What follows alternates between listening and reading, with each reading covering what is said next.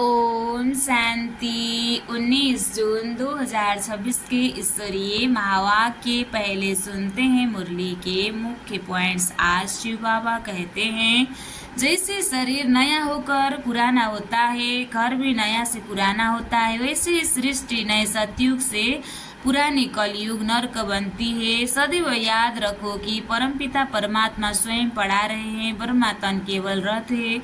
बुद्धि योग शिव बाबा से जोड़ना है, माया से सावधान रहना है। बाप को भूलते ही माया थप्पड़ लगाती है, इसलिए निरंतर स्मृति में रहना है कि मैं अपने को आत्मा समझ बाप को याद करना है निरंतर। शिव बाबा जन्म मरण से परे हैं, वे एक बार आकर विश्व को पवित्र बनाते हैं, इसलिए हमें पढ़ा रहे हैं।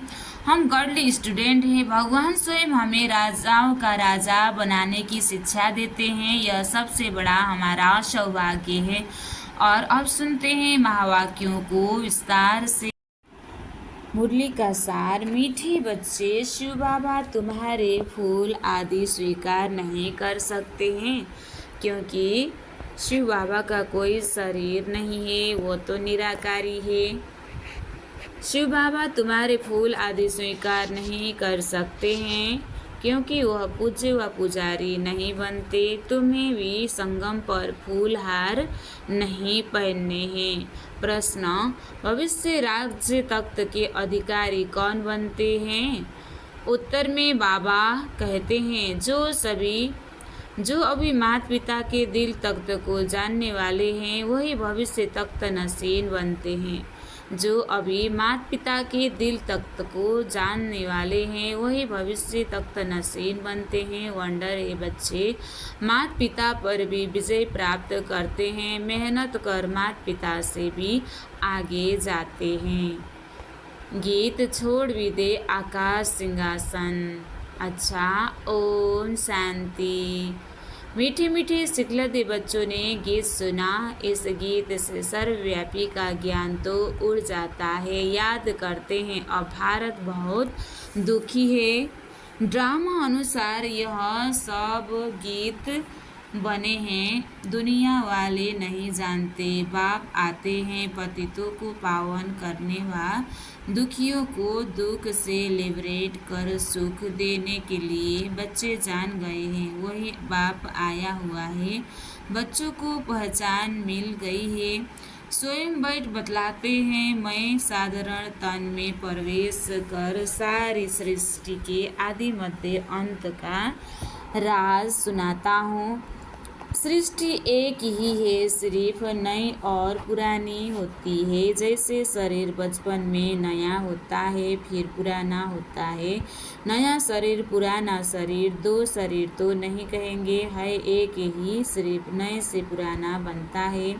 वैसे दुनिया एक ही है, नए से अब पुरानी होती है। नई कब थी यह फिर कोई बता न सके, बाप आकर समझाते हैं। बच्चे, जब नई दुनिया थी तो भारत नया था, सतयुग कहा जाता था, वही भारत फिर पुराना बना है। इसको पुरानी ओल्ड वर्ल्ड कहा जाता है। न्यू वर्ल्ड से फिर ओल्ड बनी है, फिर उनको नया जरूर बनना है। नई दुनिया का बच्चों से साक्षात्कार किया है। अच्छा, उस नई दुनिया के मालिक कौन थे? बरोबर यह लक्ष्मी नारायण थे। आदि सनातन देवी देवता उस दुनिया के मालिक थे। यह बाप बच्चों को समझा रहे हैं। बाबा कहते हैं, अब निरंतर यही याद करो। बाप परम धाम से हमको पढ़ाने और राजयोग सिखलाने आए हुए हैं।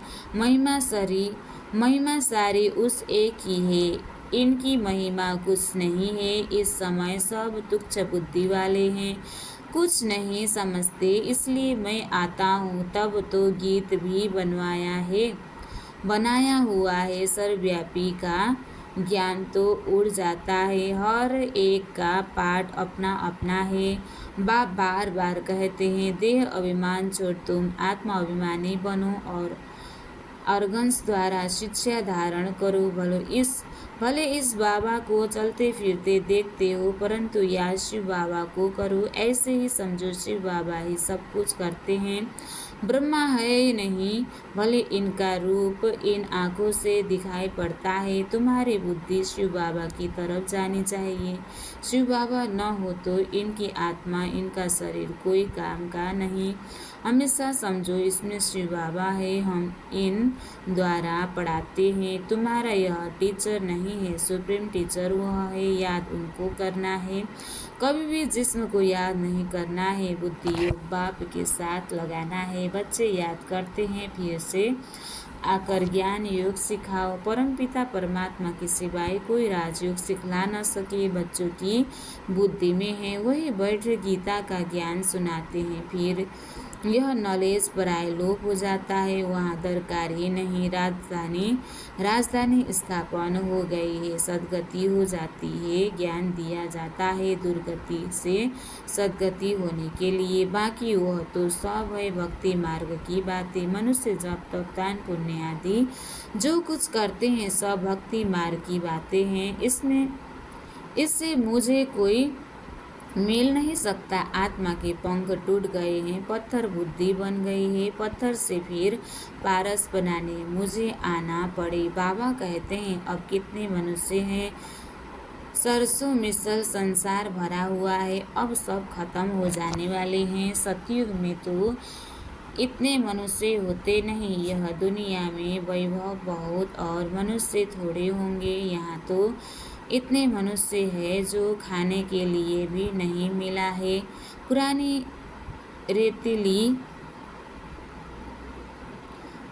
रेतीली जमीन है, फिर नई हो जाएगी। वहाँ है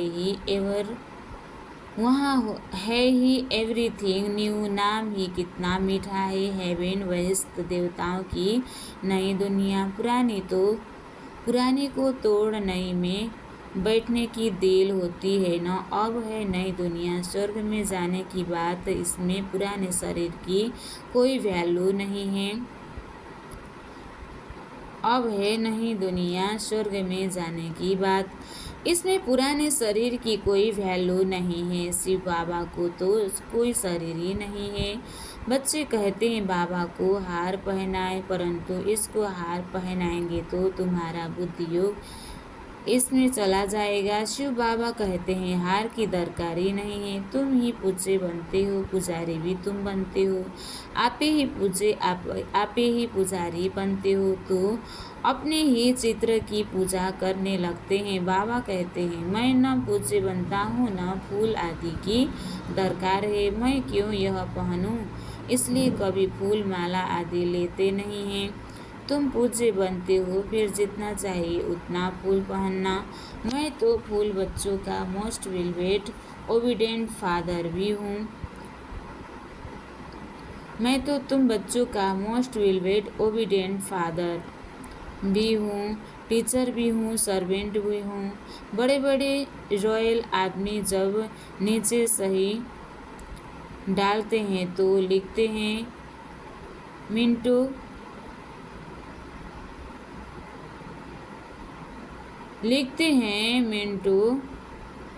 करजेंट आदि। अपने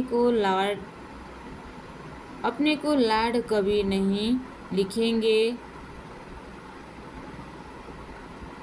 यहाँ तो है ही श्री लक्ष्मी नारायण, श्री फलाना, एकदम ही श्री अक्षर डाल देते हैं तो बाप बैठ समझाते हैं अब इस शरीर को याद नहीं करो, अपने को आत्मनिश्चय करो और बाप को याद करो।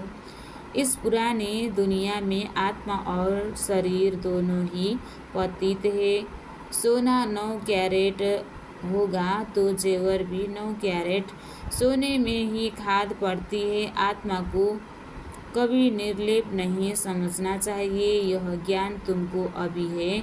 तुम आधा कल्प 21 जन्म के लिए प्रारब्ध पाते हो तो कितना पुरुषार्थ करना चाहिए, परंतु बच्चे घड़ी घड़ी भूल जाते हैं। शिव बाबा ब्रह्मा द्वारा हमको शिक्षा दे रहे हैं। ब्रह्मा की आत्मा भी उनको याद करती है। ब्रह्मा विष्णु शंकर है।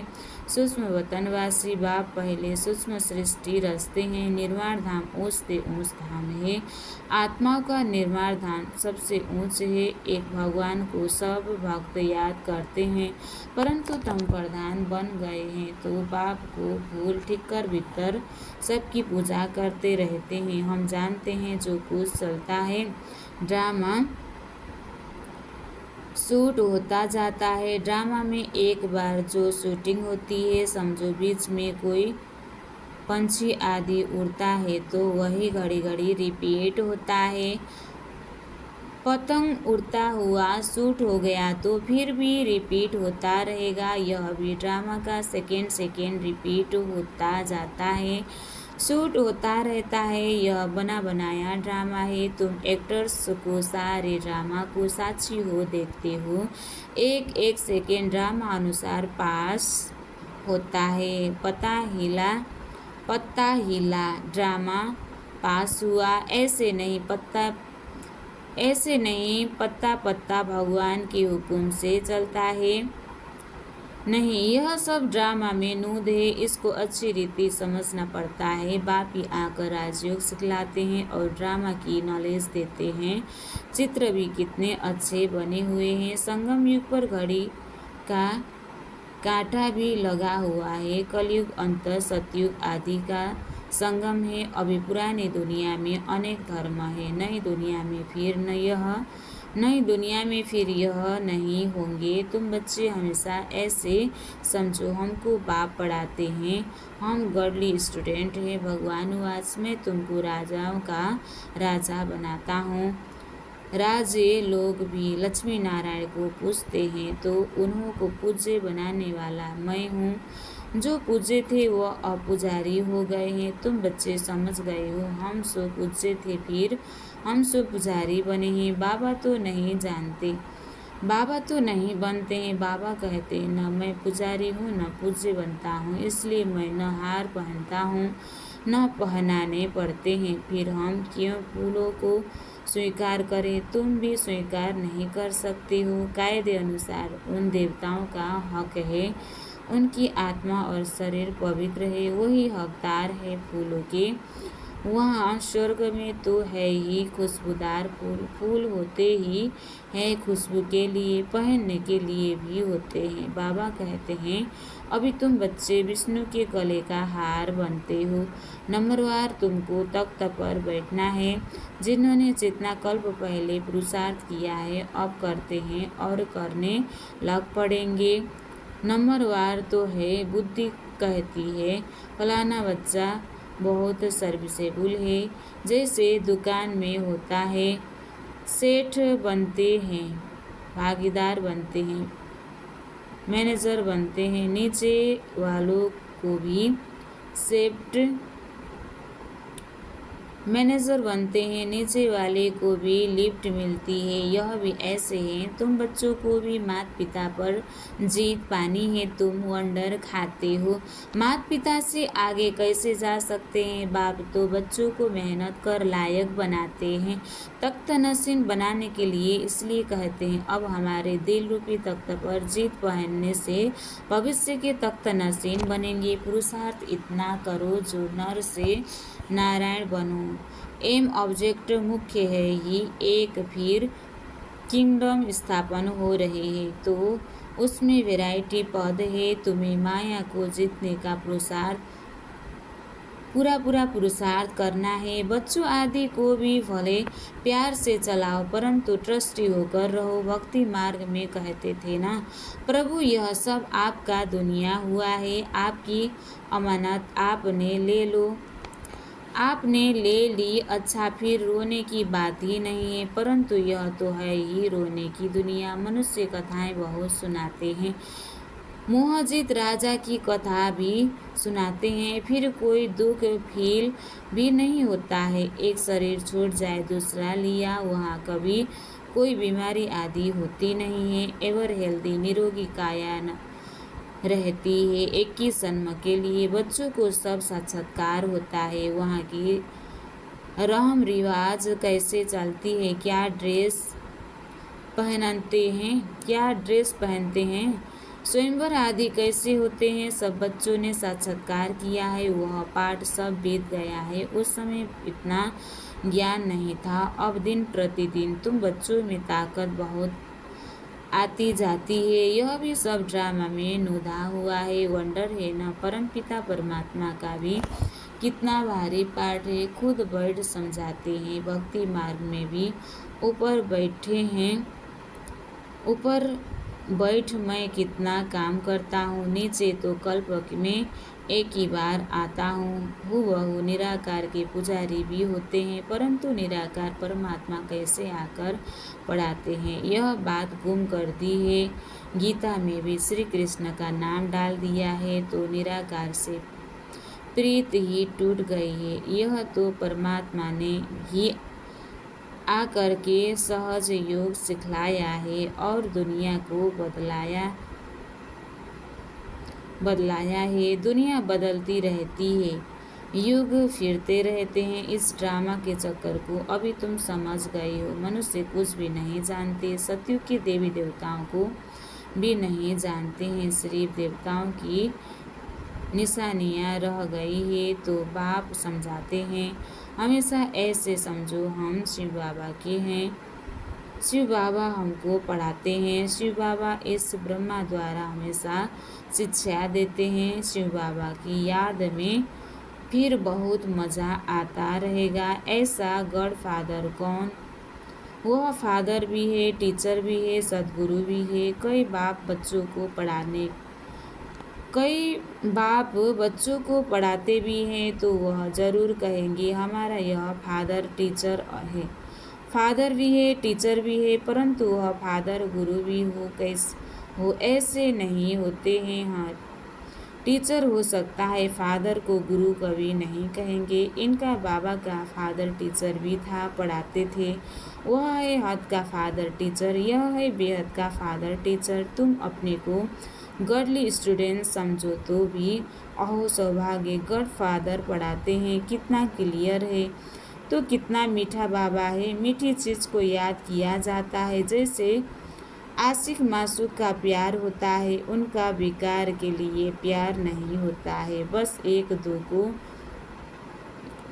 देखते रहते हैं। तुम्हारा फिर है आत्माओं का परमात्मा बाप के साथ योग। आत्मा कहती है बाबा कितना ज्ञान का सागर, प्रेम का सागर है। इस पतित दुनिया पतित शरीर में आकर हमको कितना ऊंच बनाते हैं।